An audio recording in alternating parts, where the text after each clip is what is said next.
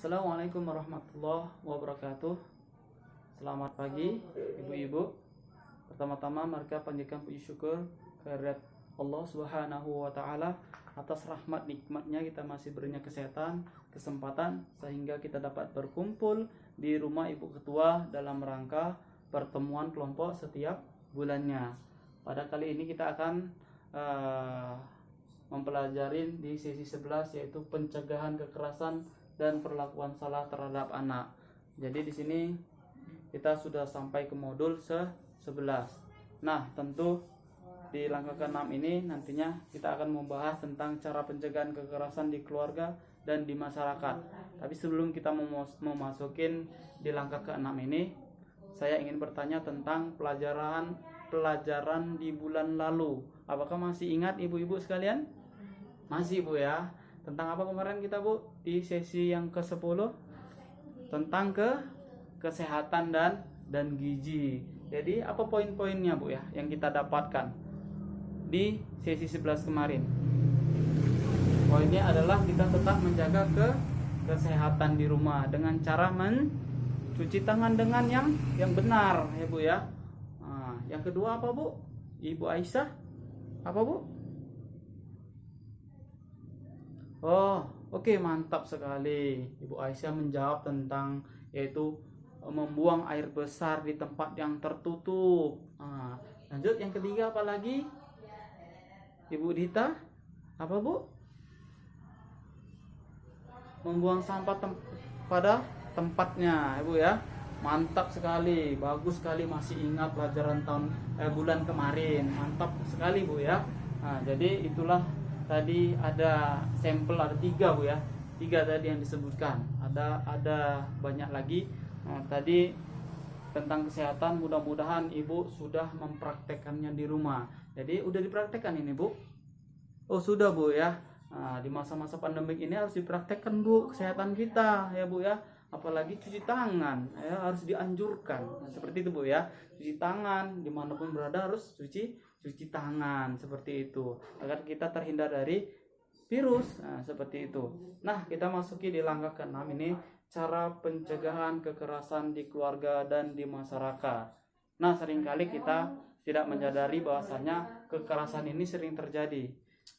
Kekerasan ini sering terjadi di rumah maupun di masyarakat. Di langkah yang keempat sudah dipelajarin oleh rekan-rekan kita Bu ya tentang apa Bu ya? Tentang kekerasan yang sering dilakukan, baik itu fisik maupun non fisik. Fisik itu apa Bu? Seperti apa? Mencubit, apalagi Bu? Menampar, memukul, menunjang, menyepak. Nah, itu kekerasan fisik. Nah, ada lagi kekerasan non fisik. Nah, biasanya apa aja Bu?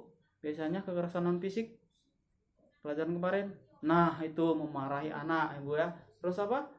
Membentak. Salut, mantap kali Bu. Tepuk salut kepada Bu Aisyah. Tepuk salut. Salut. Mantap kali Ibu. Nah, jadi itulah kekerasan yang sering dilakukan Bu ya di rumah. Seringkali kita tidak menyadarin bahwa kekerasan itu dapat berdampak buruk terhadap anak. Anak semakin tidak percaya diri, murung. Nah, seperti itu. Jadi di sini akan kita bahas tentang pencegahannya. Nah, sebelum itu ada cerita nih Bu ya. Coba Ibu buka di modul di buku pintar di halaman 22. Nah ini. Di sini ada cerita anak tidak mau sekolah dikarenakan saya bacakan Bu ya. Jadi ada cerita tentang seorang anak kelas 1 SD tidak mau berangkat sekolah. Dia bernama Nina, anak dari Ibu Enda. Suatu hari, Nina menangis terseduh-seduh di depan rumahnya karena tidak mau berangkat sekolah. Di saat Nina sedang menangis, seorang ibu bernama Ibu Ati bersama anaknya berjalan melewati dan menghampiri Nina. Sebagai tetangga, Ibu Ati berusaha menenangkan Nina dan mengajak Nina pergi ke sekolahnya bersama. Namun, di saat Ibu Ati sedang berusaha mendiamkan tangisan Nina, tiba-tiba Ibu Enda, ibu dari Nina, keluar dari rumahnya dengan wajah yang marah. Ibu Endah memang tampaknya tidak terima dengan sikap Ibu Ati. Dia marah-marah pada Ibu Ati.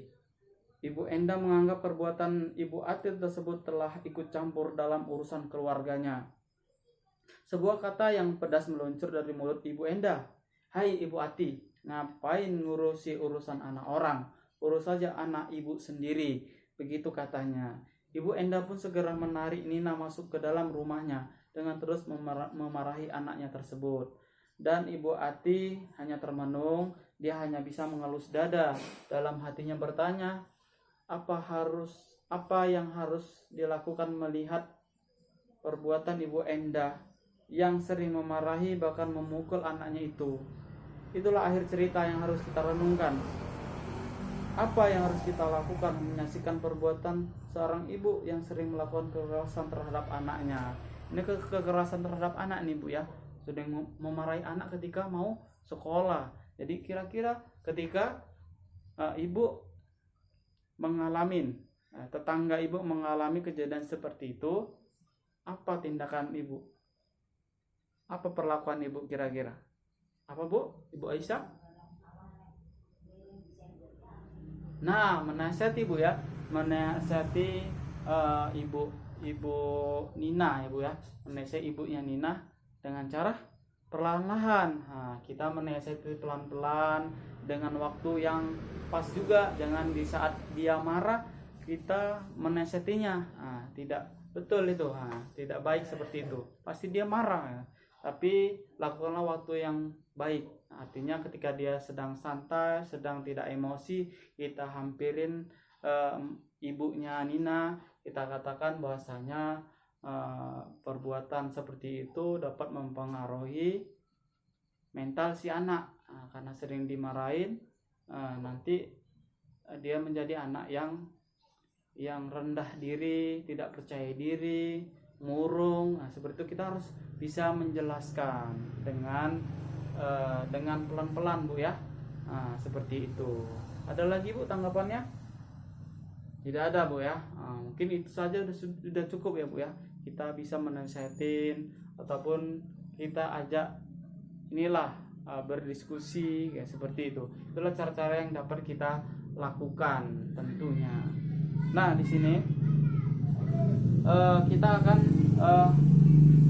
membacakan tentang pencegahan kekerasan terhadap anak di dalam keluarga. Salah satunya adalah memahami tumbuh kembang anak. Nah, ini harus kita pahami, tumbuh kembang anak ini memang hak mereka. Nah, jadi kita harus sadarin hak mereka tuh untuk tumbuh itu harus kita penuhi. Nah, seperti itu. Yang kedua adalah menjadi pendengar yang baik. Yang ketiga adalah membangun komunikasi dua arah dengan anak. Yang keempat, membantu kesulitan anak. Yang keenam, anak sebagai teman berdiskusi. Yang ketujuh, menyediakan waktu yang berkualitas untuk anak. Yang ke-8, jangan mudah panik jika menghadapi anak melawan. Yang ke-9, memuji anak kepada anak jika berperilaku baik, seperti jempol Ibu ya, mantap, bagus. Nah, seperti itu. Itu contoh-contohnya. Yang ke-10 adalah tidak menghardik. Yang ke-11, tidak memberikan julukan negatif pada anak. Yang ke-12, tidak membanding-bandingkan anak. Yang ke-13, mendongengkan bercerita untuk mengantarkan tidur. Yang ke-14, menambah pengetahuan tentang pengasuhan anak yang baik. Yang ke-15, melakukan kegiatan bersama keluarga. Yang ke-16, mengenali pergaulan anak. Yang ke-17, mengikuti perkembangan informasi teknologi. Itu tadi ada 16 poin yang perlu kita praktekkan di rumah. Tentunya kedekatan kita terhadap anak itu sangat mempengaruhi. Seperti itu Bu ya. Nah, jadi sebagai pendengar yang baik, membantu kesulitan anak dalam belajar ya Bu ya, diajak berdiskusi, membuat peraturan setelah pulang sekolah harus ngapain, ataupun belajar, jam-jam belajar harus dibuat. Nah, seperti itu, tidak menghardik, langsung memarahi si anak ketika melakukan kesalahan. Nah, harus kita lihat dulu sebab-sebabnya ngapain dia bisa berbuat salah seperti itu. Nah, ini sebagai orang tua harus seperti itu, harus memahami si anak. Yang selanjutnya adalah pencegahan kekerasan terhadap anak di masyarakat. Ini sering terjadi apa Bu? Sering tenar? ngebully ya Bu ya, ngebully ini salah satu juga kekerasan terhadap anak, dibully ya. Nah, sini ada pencegahannya adalah peduli sesama tetangga. Harus peduli sama tetangga, jangan cuek. Nanti ketika kita mendapat musibah, saudara yang paling dekat siapa? Adalah tetangga. Makanya kita nggak boleh bermusuh-musuhan terhadap tetangga. Yang kedua adalah melakukan diskusi terhadap kekerasan terhadap anak melalui RT. Harus melakukan pertemuan, sering buat pertemuan, apa solusi yang bisa dibuat di kampung tersebut.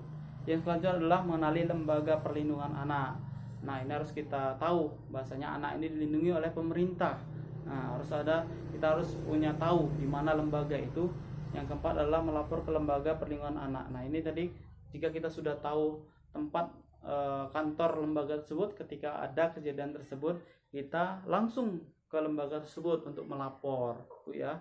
Bahwasanya anak itu dilindungi. Hati-hati. Jika kita salah melakukan kekerasan terhadap anak, maka ada hukumannya untuk kita. Hati-hati. Yang kelima adalah jika mengetahui melihat ada kekerasan, maka wajib membantu anak untuk segera diamankan. Nah, itulah tadi kekerasan tentang pencegahan dan kekerasan anak. Mudah-mudahan ibu dapat mempraktekannya di rumah, menjalankannya dengan baik di masyarakat maupun di dalam keluarga. Mudah-mudahan kita tidak tergolong orang-orang yang sering melakukan kekerasan. Seperti itu Bu ya. Jadi mungkin demikian yang dapat saya sampaikan. Lebih dengan kurang mohon dimaafkan. Billahi taufik wal hidayah. Wassalamualaikum warahmatullahi wabarakatuh.